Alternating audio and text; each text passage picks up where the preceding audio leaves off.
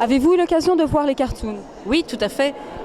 Alors, quel cartoon trouvez-vous le plus intéressant? Alors il y en a un que j'aime vraiment beaucoup, c'est celui de Oğuz Gürel, où il y a une belle mosquée d'Istanbul, on croit les reconnaître dans notre imaginaire et dans tout ce qu'on connaît, qui est relié à un de ces bâtiments bien de chez nous, bien de Bruxelles, et les deux sont reliés par une plume. Et au fond, je trouve que c'est magnifique, parce que c'est ça en fait, le dialogue. Et au-dessus de cette plume, au-dessus de cette passerelle fragile, que sont les mots, qu'est le dialogue. Il y a deux hommes qui se tiennent la main. Et je pense que c'est vraiment ça. Les passerelles, elles sont toujours fragiles. Vous savez, les passerelles, parfois, on tombe à travers, on ne voit pas un parapet, etc.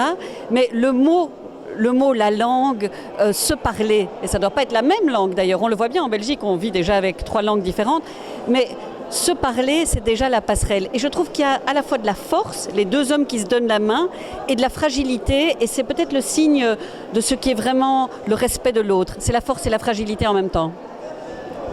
Que pensez-vous de cette exposition, initiative de Fedaxio et Beltude? Ah, écoutez, je suis tellement heureuse que vous me donnez l'occasion de dire tout le bien que je pense de Fedaxio. Parce que je trouve que vraiment, ils ont pensé ces 50 ans d'immigration, non pas comme un moment, c'est toujours gai évidemment de faire la fête, de boire et de manger ensemble, mais ils ne l'ont pas pensé comme un moment, mais comme un processus.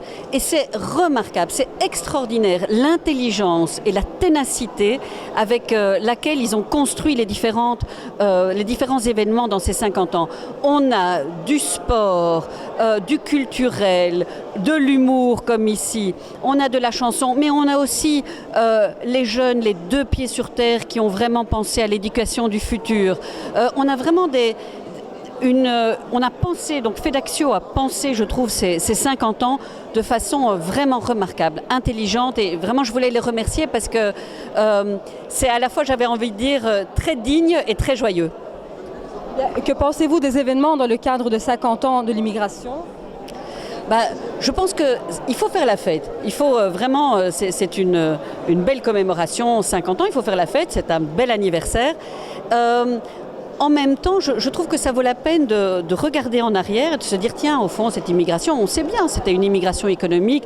On ne croyait pas que ceux qui viendraient il y a 50 ans resteraient. Eux ne le croyaient pas d'ailleurs. C'est pas tellement la Belgique, eux-mêmes ne le croyaient pas. N'en avaient d'ailleurs aucune envie. Et puis, finalement, on se dit, heureusement, on n'a pas raté le rendez-vous.